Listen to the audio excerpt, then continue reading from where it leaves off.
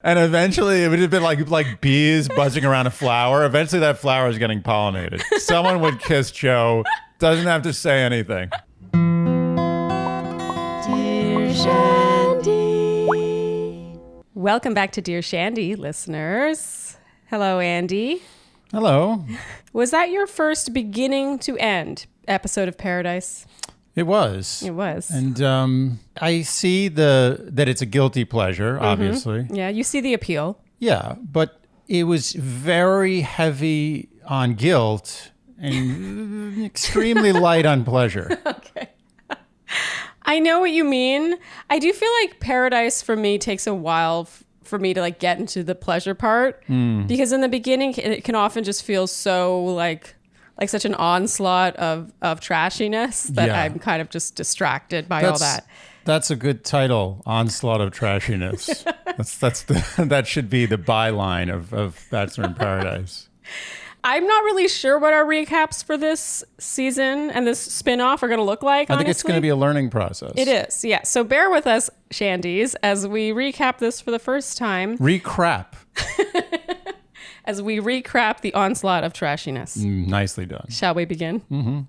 So this premiere kicks off with a sort of preview of what's to come this season. And I could not place the voice of the person introing everything, but it was very intense. And Andy, you said, what is this, WWF? I did not like it. I did not like that intro voice. Yeah, I don't disagree. But the theme in general, as we heard from Tammy, is we're vaxxed and we're waxed. Yes. Yeah, and it set the tone, really. Absolutely. So we get some intros of contestants.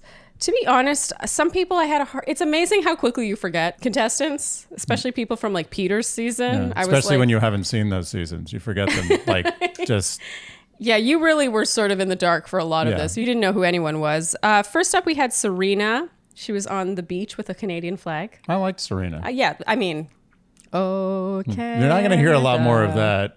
You're not going to hear a lot more of, I liked fill in the blank. Yeah, that's true. We're starting off strong, but you didn't feel that way about everyone. There's a couple of others, but Serena was, as you said. There's nothing not to like about Serena. She expresses interest in Brendan. So then, of course, we see Brendan's intro. And then we see Tajwan. And she expresses interest in Ivan because, quote, he's good looking. He has a career. Yay. It's funny how having a career in this sphere is like this anomaly. Well, that's the thing. It's like usually it's just he looks good. Yep. But now he looks good and he works for a living. So what more do you want? And then we see Ivan. I have nothing bad to say about Ivan. Just yay. I wrote yay. Yeah, Ivan's good. Yeah. Okay, then we see Victoria. She's had a, quote, rebirth, an awakening, and the queen is dead, and she is now to be known as the goddess. And according to her, the gods live in Mount Olympus. Yes, the famed Mount Olympus. Yes. Yes. So this was your introduction to Victoria. I think it's worth mentioning that. You did not watch any of Matt James' season, right? No, I did not. I did not have the pleasure. But I will say that Victoria is a question mark to me because I can't tell whether she's in on the joke or she's the butt of the joke. I think I'm leaning towards that she's in on the joke, but then she says some things which I don't think she means to say, which seem like she's the butt of the joke. Yeah. So it's kind of like this, she's transitioning between in on the joke and the butt of the joke. It's an interesting dichotomy. If it is all intentional, it's impressive. Yes. But I agree. I think it kind of oscillates between the two. And I can see her being the kind of person where when she does become the butt of the joke, she would be like, I meant to do that. Yes. That being said, I find her mildly entertaining. Yeah. To be honest, on Matt's season, I kind of had my fill of her pretty quickly. Oh. But I think she really is perfect for this setting. Yeah. And I have not minded her so far. We see Mari, who I've always wanted to see more of. And a lot of the guys want to see more of as well. Yes, definitely all the men want to see more of Mari. She expresses interest in Kenny. And then here we see Kenny. And it would seem Kenny's theme for the season will be him in his birthday suit. Yeah, which I did not know was legal. Apparently you can do that. Sometimes they use that black bar a little freely to suggest things that are not actually happening. I think it would be almost too big a scandal if he wasn't totally naked. The whole going nude because he's worked out so much and sculpted his body is really a Trojan horse, no pun intended, for the fact that this guy's probably sporting an elephant cock. That's my guess. So yeah, we feel Kenny is probably confident and with decent reason. And he has a good body on top of his Titanic member. And then we see Kelsey, who does seem to be able to laugh at herself. She says, "You probably know me as Champagne Girl." And she says, though, that she's done a lot of work on herself and she's not looking for somebody to fill her holes. Yeah, what I like about Kelsey is we can always know that when she says something stupid, it's not going to be intentional. Unlike Victoria. Yes, where you never know. Yeah. I don't know if Kelsey's in on these No, she jokes. wasn't in on that joke. Yeah. She was not, but it was endearing. Yes. Yeah. That's what makes it funny. If she was in on it, it wouldn't be funny. Yeah. It'd be like, okay, that's cute. Yeah. But not funny. I do find Kelsey kind of endearing. Like, I don't know if she has really the right personality for Paradise, but I find that in and of itself endearing. No. Well, let's hope she gets her holes filled. And then we have Connor B. And Andy, here you turned to me and said, "I'm so glad you never went on this show." Because you said, "I feel like I've already lost a little respect for Connor B." Look, it's very little. I don't want to be too hard on him, but I felt like Connor B was an A-lister in the franchise. He was, yep. And I think this diminishes his stock for me personally. But to me, this whole season, and I know you've never seen a whole season, but I feel like this season represents them making it clear that Paradise is A-list as much as any other show from the franchise, because later on we have Becca Kufrin coming on, who is the first ever former lead to come on Paradise. I totally get it. They're clearly rebranding Paradise. Let's just put it that way. All I'm saying is that I get it. I know why he's on the show. Yeah. I understand the metrics and the financial ramifications. I'm just saying that I couldn't help but lose the tiniest bit of respect for my favorite cat person. That's fair. That's totally fair. In Connor B's song about a couple of the women, we hear Jasenia's name, and then we see Jasenia's intro. Jasenia is, I think, so beautiful, and I find her to be one of the most underrated girls from recent seasons. Well, her problem is she's not a big enough ham. The camera doesn't like Jasenia, but she's not acting ridiculous. Yeah, the camera loves her from a physical standpoint, and she's too reasonable, probably. Too reasonable. Yeah. She's in the wrong place. And she expresses interest in Grocery Store Joe, and then we see Joe's intro. I find it sad. I'm just going to go on the record and say I find it sad that Grocery Store Joe no longer has a grocery store.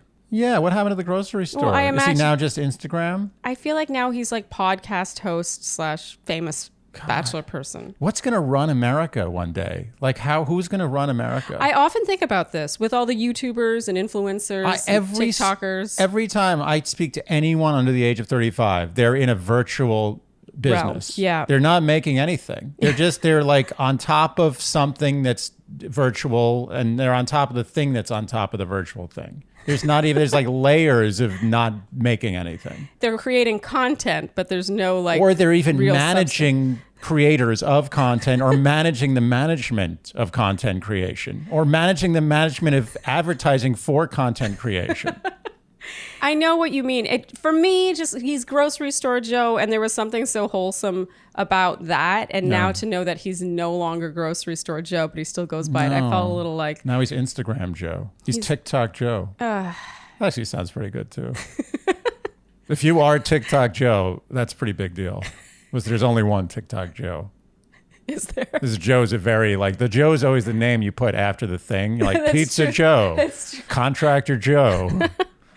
Who is running this world? Who's making things? Who is manning the factories? You've got a point. Yeah. And so I suppose, Joe has moved on to greener pastures. Pun like that. fully intended, Yes. I assume. I guess he doesn't need his grocery You store got to anymore. sell a lot of produce to get the kind of money he's making for those Instagram followers. It just makes me, I don't know, something about that marks the transition from normal person who goes on a reality show to reality star, I guess. Yeah. I don't know. Let's have a moment of silence for Joe's grocery store. Do you think maybe his family still runs it? Broke the moment of silence.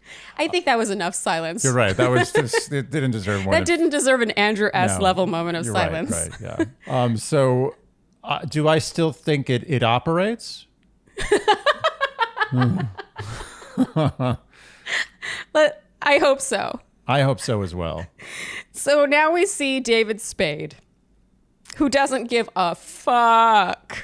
David Spade. David Spade. He's come full circle. He has. Or he's come to the end of a line. I'm not sure which one it is. As we'll discuss in a minute, I think that he is both perfect and not perfect for this we have gig. a lot of thoughts on this. Yes, but yeah, he introduces everyone and says everything's about to happen in the way Chris Harrison normally does. And it's clear he doesn't really give a shit about this role. No. In a kind of endearing way. I think he was paid to act like he doesn't give a shit about this role. 100%. Yeah. And then we have arrivals officially. So first up, we have Abigail from Matt's season. And Andy, you said her nails look like orange Tic Tacs. I stand by that. The color is a perfect match. I think she actually went to the store and asked for orange Tic Tac. And they had it, which they obviously do nowadays. Next up, we have Joe. And in a voiceover, we hear him say, Kendall and I have been broken up for long enough where I think we both should be comfortable with us dating other people. And case closed. Definitely sounds like foreshadowing. And of course, in the previews, we see that Kendall does come around. I do think he's got a point, but I also think there's a big difference between doing that in real life and on TV. Oh, yeah. We know Kendall's coming in. That'll be interesting to observe. Yeah. It'll be interesting if she also starts dating and they just date separate people. Knowing this show, the producers would not allow that to not happen. Yes. No matter what happens, it's going to be interesting. Yes. Next, we have Ivan. And what's funny is we were commenting on that extra low V situation on his shirt. And then David Spade said, that extra button, I think that's going to pay off. Probably his best line. But I do stand, as someone who is very familiar with V's, Mm-hmm.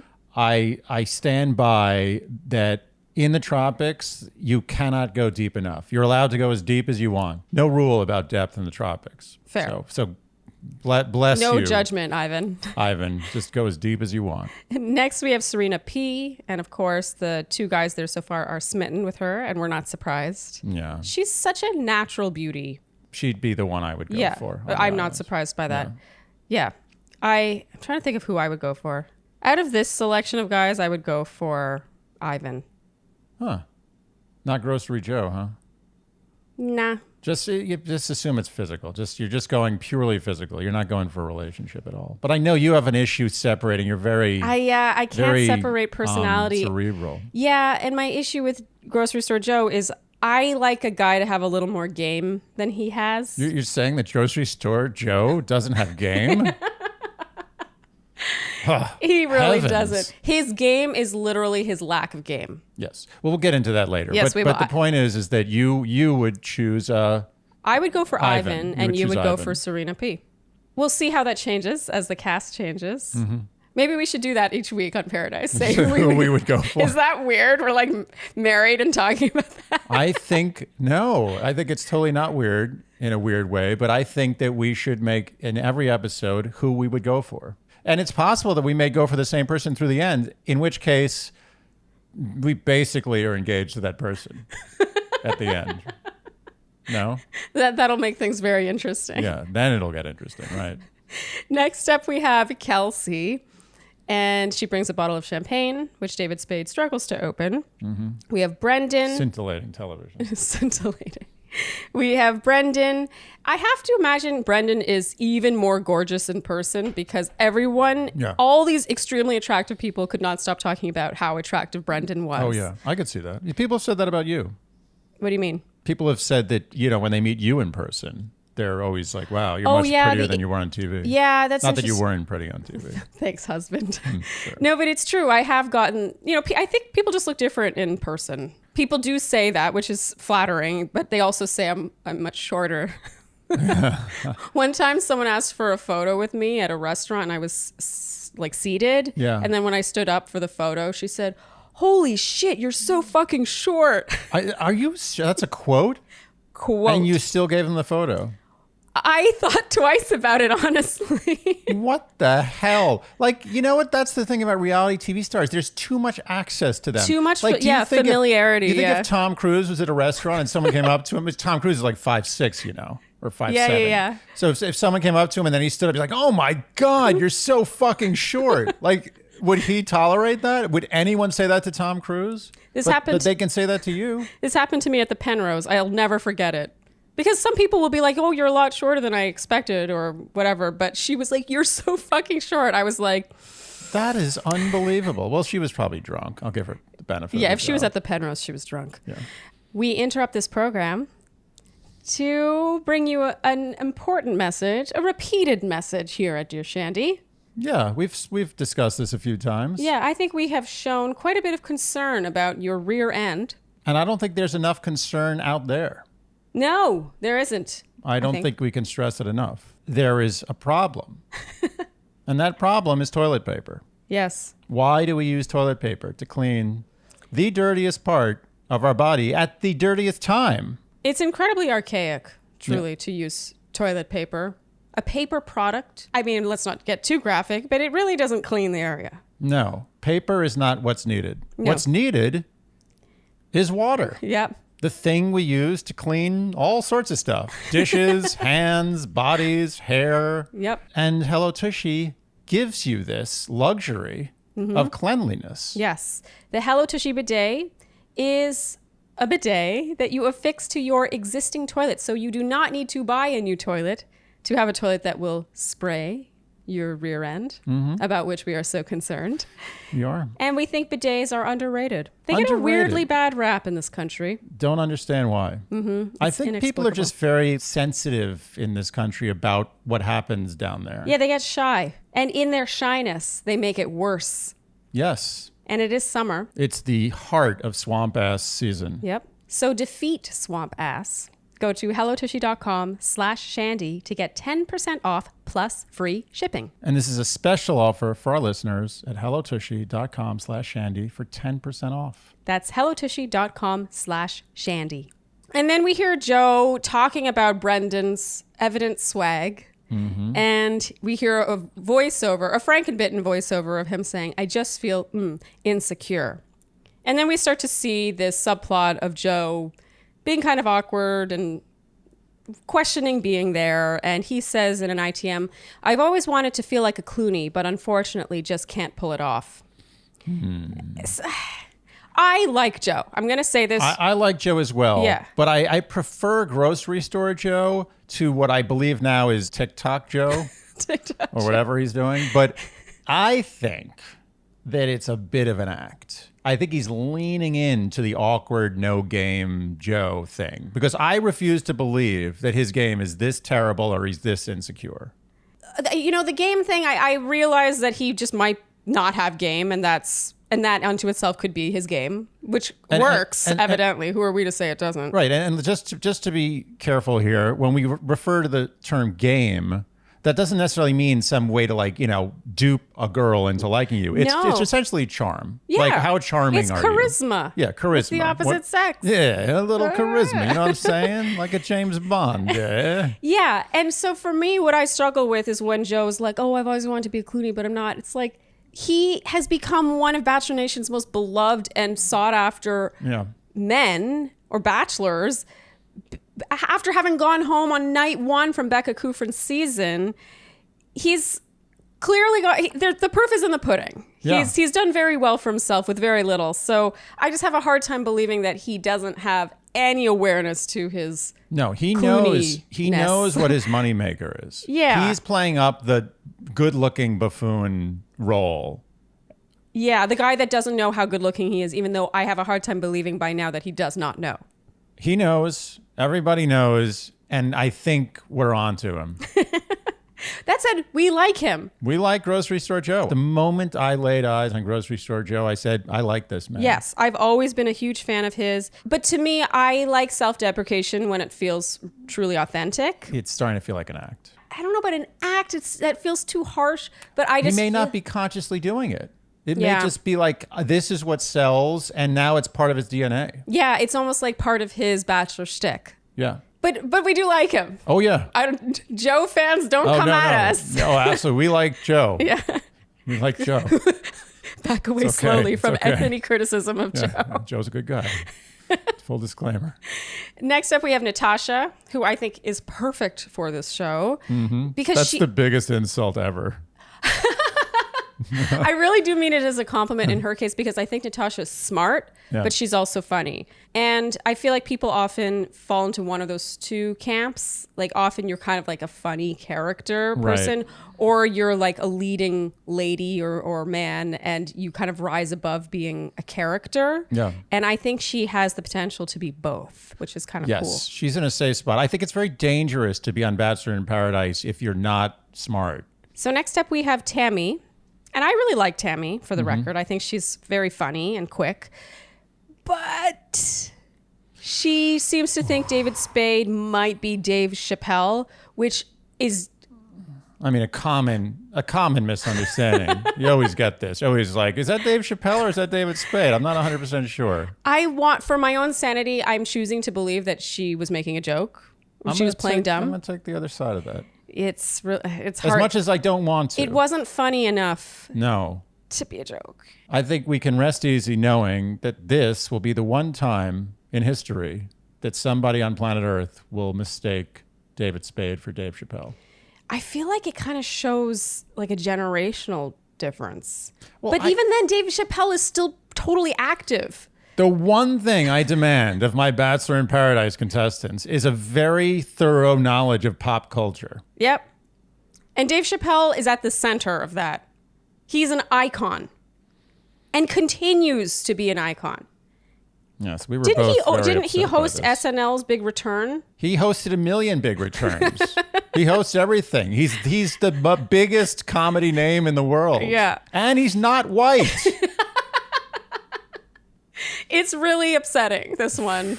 We're going to move on. Okay. Because we could talk about this for a whole 10 minutes. We'll get past this. Next up, we have Jasenia. Then we have Trey. And then we have Aaron. And Andy, you said, count down until he finds someone doing something he doesn't approve of.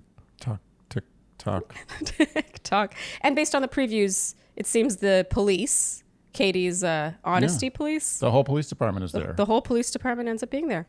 Next up, we have Kenny. And then we have Noah, who I don't know if it's just been a minute since I saw him or he changed his hair. I legitimately thought he was Jordan Kimball for a minute. Jordan Kimball. Oh, he's another person in this show. That's good enough. I get it. You get it. He seems to hit it off quickly with Abigail. Mm-hmm. What I do like about Noah is how assertive he seems. Yeah. Which I feel like is lacking in men today. Agreed. Especially young men. Yes. And we see a little bit of together time between Joe and Serena. And then Brendan and Serena. And because Joe is shown, or it's suggested that he can see Brendan and Serena talking, and then he starts to spiral. We'll circle back to that, obviously. We have Connor B show up. And you see Tammy say, "Who's that?" And you hear him say, "I'm Connor B from Katie's season." And I did a little digging. I think this began filming, or at least they were over in Mexico and hiding before Katie's premiere. Interesting. Yeah. At most, maybe Katie's premiere had aired. Wow. So, yeah. They don't know anything about the guys. Yeah, I was wondering about the chronological situation there. Yeah, the show filmed 3 weeks in June, and Katie's season premiere was June 7th. Interesting. Yeah. We have Deandra, who is basically non-existent in this episode. Yeah. She barely gets an intro. I had to literally go back and search for her entrance to even see who appeared. Yeah, there's a couple of people who just sort of appeared. Here we see Joe having a hard time. He says talking to Serena was like talking to Kendall. Oh, dear. And he's not sure he should have come back. Victoria arrives. Next up, we have Marissa and then Mari. And we hear Kenny calling her the hottest girl on Matt's season. Mm-hmm. And David Spade makes fun while she's hugging the women. He goes, hug, hug, hug. I love you. I'll hate you in 3 days. It's pretty funny. And we see Kenny and Mari talking, and they discuss the age difference. And they establish that he's 40, she's 25. She reveals she's dated a 40-year-old before. I appreciated that this was discussed. No, me too. It should be addressed. It should be addressed. And once it's addressed, everyone happy. Everybody happy. when it's addressed. Here, Kelsey is seen saying, I think the milk magnesia is helping. I love a good milk magnesia. She had put it on as a primer. I have to admit, I Googled this, and apparently it's true. Yeah. It helps with oily skin. Interesting. Next, Tajwan arrives, and she says, I know Trey because I went on a date with his uncle. Amazing. Good subplot. Next up, we have James. And Andy, you said the whole police force is officially here. Yep. We are safe on the island. And you see the women discussing how no guys have approached them. And I loved here how Tammy made fun of the guys. She was like, bro, did you do legs today? Yes. James just unfurls this like sculpted behind. It's like, why? Yeah. Why does it need to be that big? It was funny seeing them there talking while all the women were like ready to chat. Yeah, no, let's just like admire each other's sculpted bodies together while talking about our police work. It just felt like a microcosm for dating today. Yeah. How men are just sort of like just looking. waiting for women to come along. Yeah. Waiting for them to make the move. Bugs me. Mm-hmm. Anyway, they deserve to be made fun of here. Yes. Okay, next up we have Victoria P, Serena S, and then Carl arrives with much villain music fanfare. And he says, I'm looking to get engaged here. I'm looking to find my future wife here. Always motivating. Oh, yeah. And he's properly dissed for his tennis shoes on the beach. Carl deserves most dissing that he receives, I think. Oh, yeah. I think he almost invites it. I can't tell if he's in on the joke either. Like, is he just there to get made fun of? Or is he there because he really thinks he's doing the right thing? I mean, he is a motivational speaker, which makes me think that he really knows what to say and when to say it and he how to has say proven that he does not know what to say and when to say it. No, he does not. So the contestants are rounded up for the rules, and David Spade here does a sort of quasi stand-up routine. And Andy, here you took issue with David Spade as host.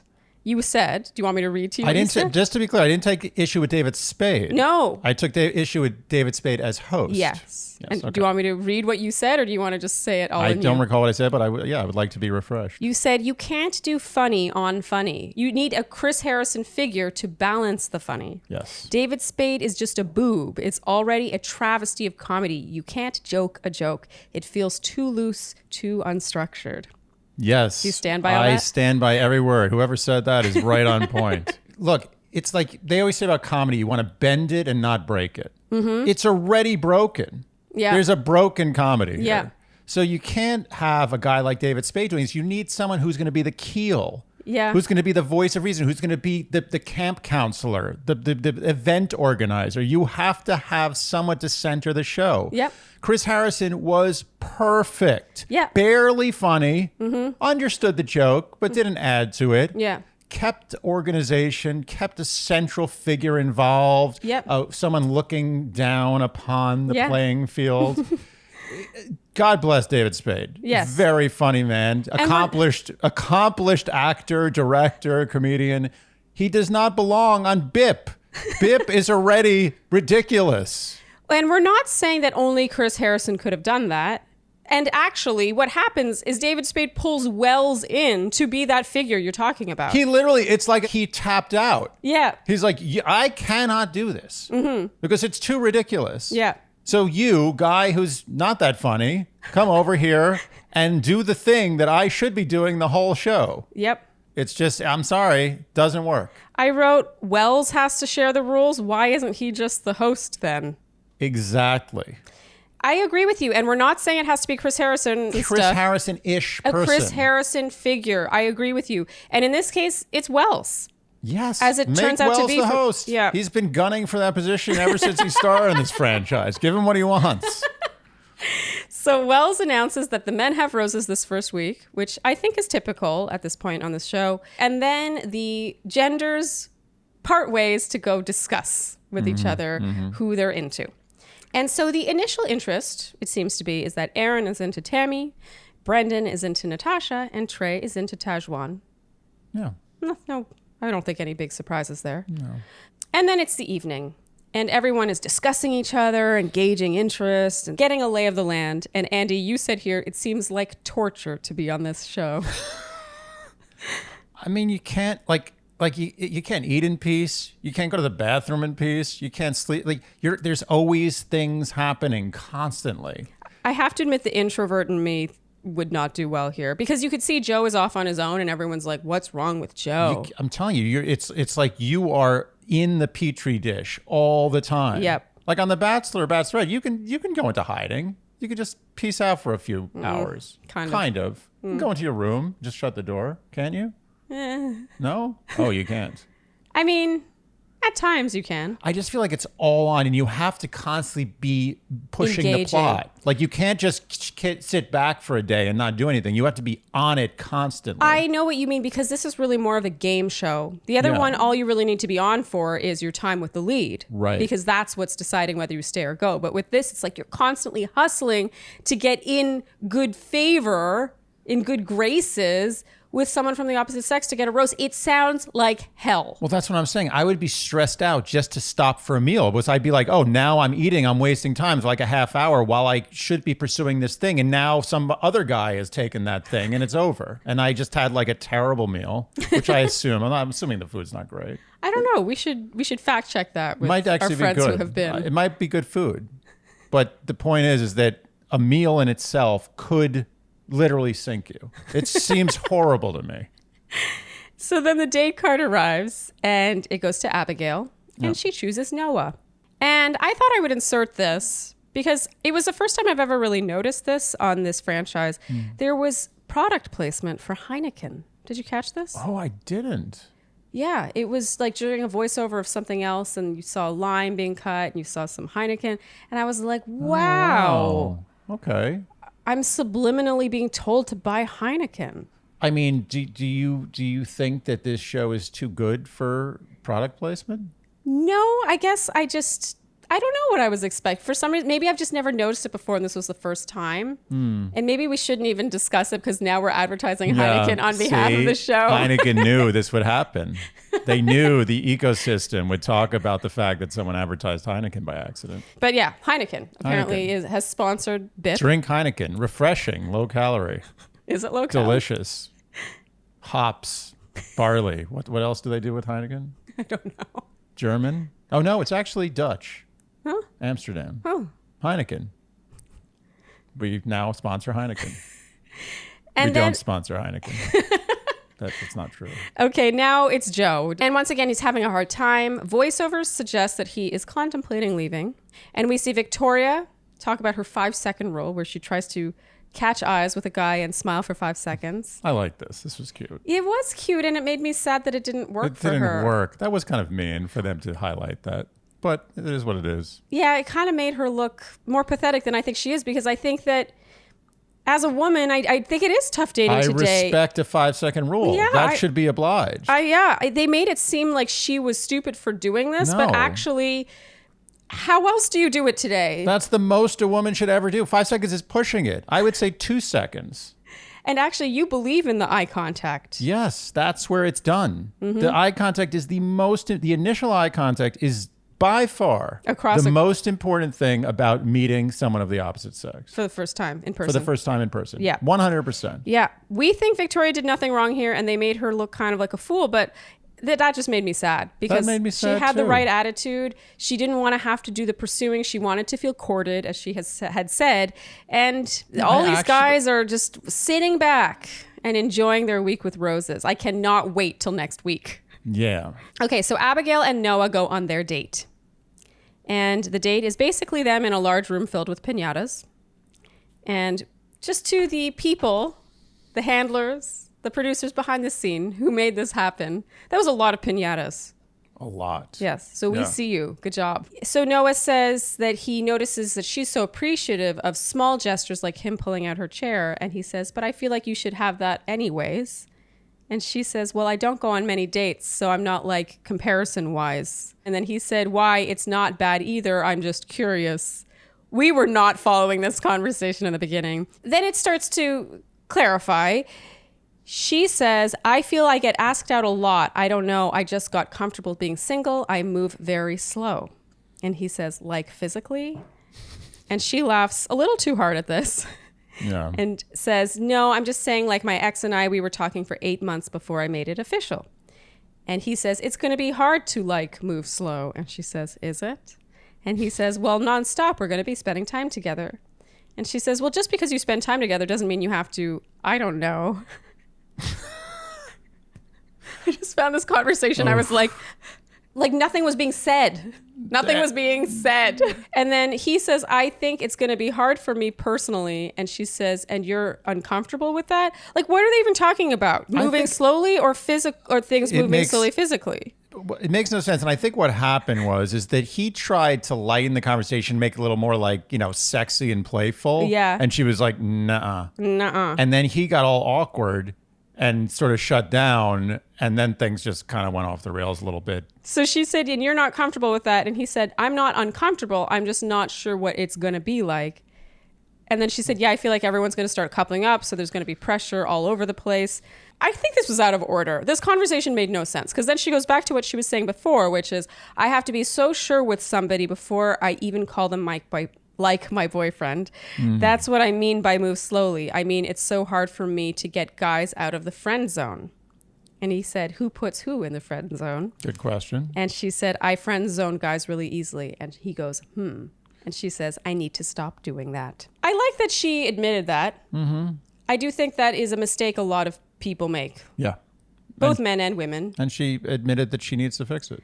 And I got to say, I kind of went hard on Noah on Tayshia's season, but on this date, I really liked him. Yeah, me too. He asked a million questions. Yeah, he acted like a real adult. A gentleman. And he rolled with the punches quite well. Yeah.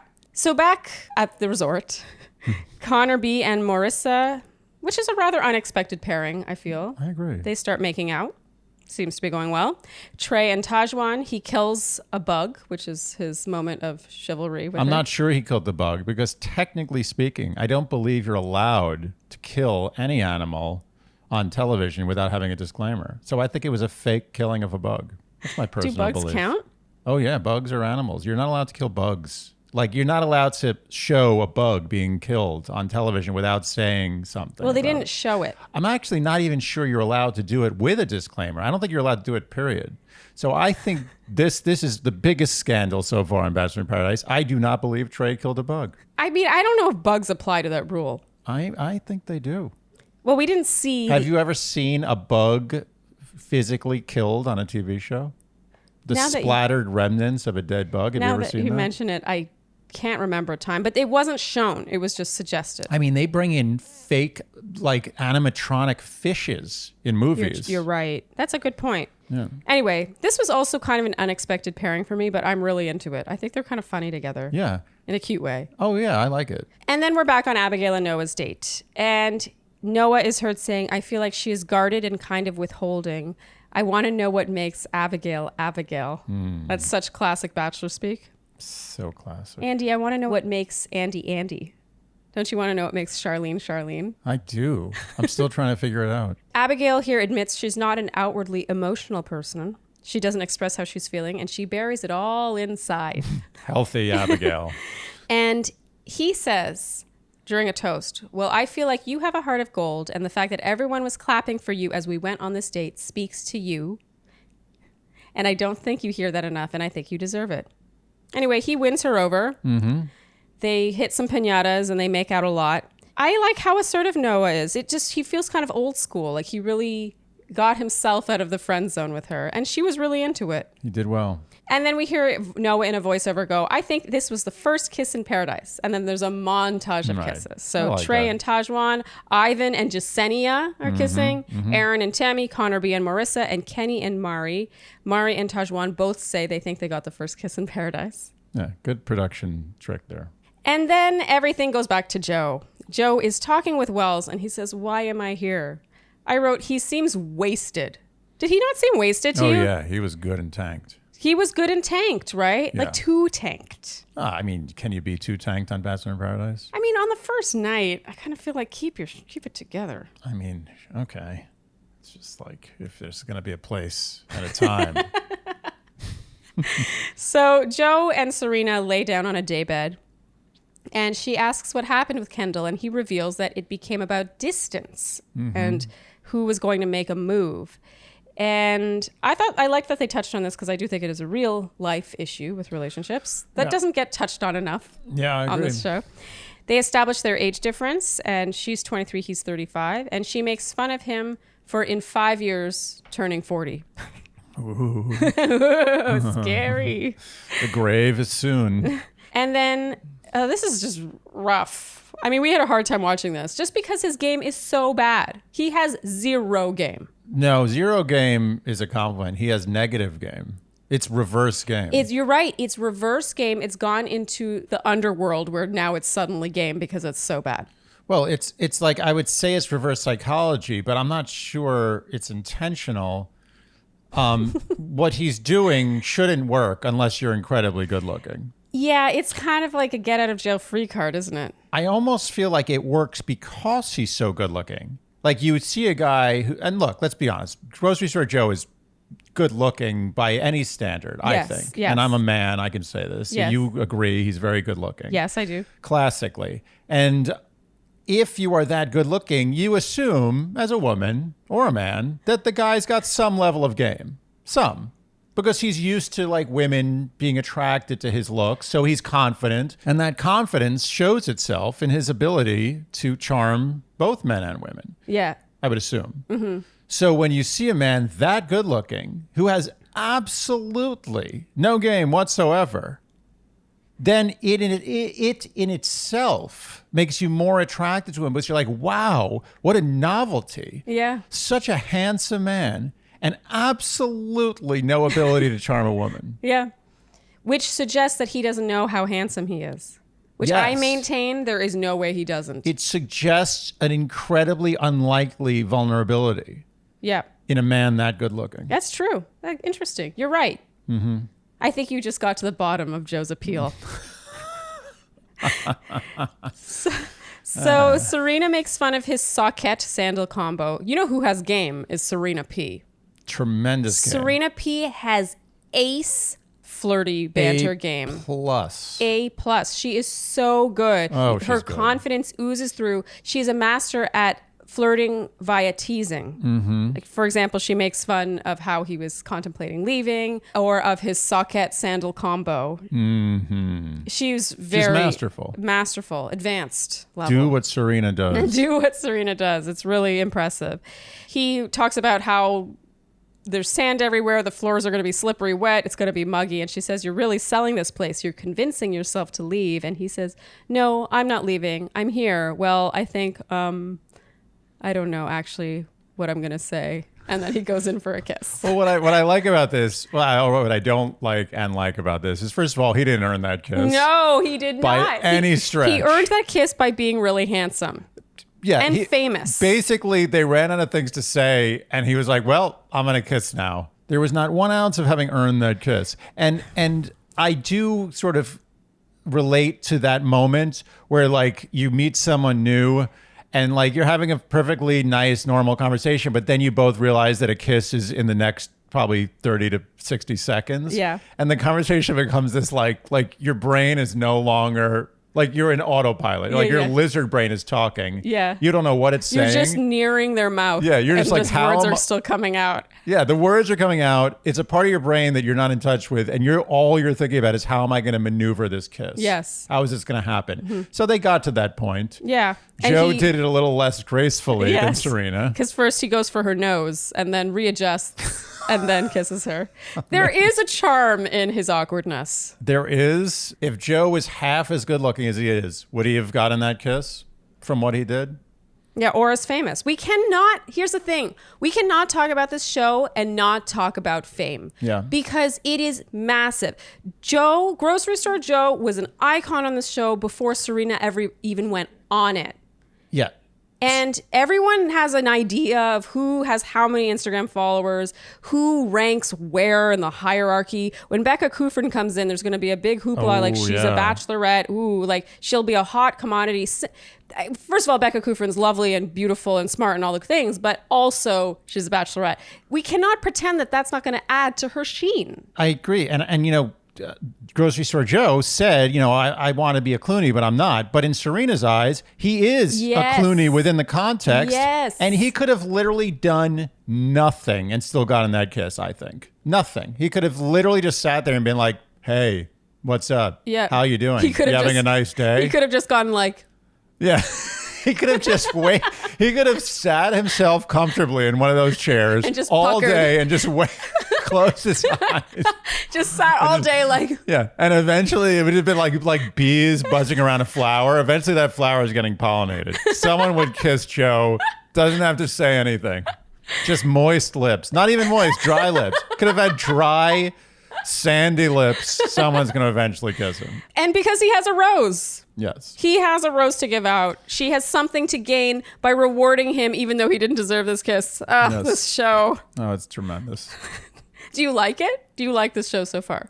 I'm not quite at the like stage, Okay. But we're courting. It's Okay. a courtship process. Okay.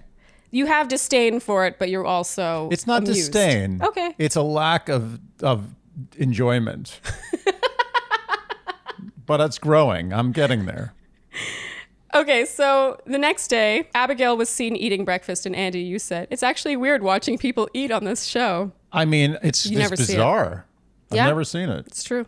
I've seen guys nibble on hors d'oeuvres once in a while on The Bachelorette. Yeah. But I've never seen a woman eat a full meal. It's You like almost pornographic. You see Chad eating a lot of meat. But they made a point of it because he was that was he his was thing. eating anything Yeah. was a thing. Mm-hmm. Okay, and Victoria says she wants a guy to do nice things for her, and Kelsey says, just be like chivalrous. Chivalrous. Chivalry is very important. Shall we refer to it as chivalry for the rest of the season? Yeah, hashtag chivalry. And then there's a lot of ominous music. A changing of the tides is coming. Yes. And the women are speculating. They're hoping another man comes to shake things up so they have more of a chance for a rose. And then we see Demi. Did it not seem like she was flirting with David Spade? I think Demi flirts with I agree. everybody. I do. I think flirting is Demi's That's her thing. communication style. Yeah. Then that's pretty much it. It's suggested that she will come in and stir up shit. She says, those poor girls, I'm going to steal all their men. I'm going to fuck shit up. And on that note, I am making the word watch for next episode. Yes? Steal. Steal. Got that? And then cast your votes either below this YouTube video or over on Instagram. And we will count your votes. And maybe we'll have a prize. We are going to have prizes for this soon. Are we? Right Soon. now, you have the glory of having your name read on our podcast. But hopefully we'll have prizes soon. We will. I There's don't no wanna- questions. Not hopefully. This is happening. It's happening. We're working very hard to make this happen. Yeah. And yeah, I guess this is supposed to be a cliffhanger. Like Demi's going to come in and steal men. But let's be honest. We know Demi just gets along with everyone and all she's going to do is become friends with the women, not steal their men. Is that what's going to happen? I mean, that first of all, Demi's going to do what Demi does because Demi is a friend of the show. So she will do what is required of her Yes.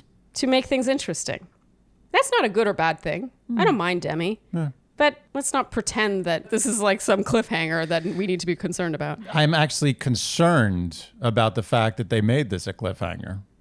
Oh, So if this needs to be a cliffhanger, what is there? that's actually a good point. It's a pretty low-level cliffhanger. Yeah. Yeah. I demand slightly more hangy cliffs than this on my dating This is like a shows. little hill. Yeah, exactly. Someone's like at the top of a hill and they just don't have the energy to walk down. I mean, I think that's a wrap. No, I think that's it. Yeah. We don't have a flashpoint for this episode. There wasn't really anything flashpoint worthy. No. Yeah. Too flashy. Did you enjoy your first ever Paradise episode? I will say this. I came very close to just touching the threshold of enjoyment, and then it fell off a little bit. But I suspect I'm going to break through to enjoyment in episode 2. I think you're just waiting for Thomas to arrive. Any second now. He's coming. I think Thomas might push me through the enjoyment threshold. Well, I think then that's a wrap to our first ever recap of Bachelor in Paradise, which we are doing because you guys requested it so much. So thank you for enjoying our recaps enough. I hope this... Yeah, did this satisfy your Bachelor in Paradise recap needs? I hope it did. Hopefully it'll get more interesting. Yeah. The first episode's always a little like... This was tough. I hope everyone can realize that this was not an easy job. If you enjoyed what you heard today, you can keep Dear Shandy in business by liking, subscribing, hitting the notification bell, following us on Instagram at Dear Shandy, leaving us iTunes ratings and reviews, and telling your friends. Telling your friends is, I think, the most important thing. Because we don't do it. We're not strong marketers. No, we're horrible marketers. We've never done any marketing. Yeah, we need you guys to do our marketing for us. We want you to work for us. That's it. That's all we're asking. We'll keep putting these out, pumping them out, just pumping and pumping them out. But you got to tell your friends. And on that note, I think that's a wrap for this episode of Dear Shandy. Thank you guys so much for tuning in, and we'll see you next time. Bye. Dear Shandy.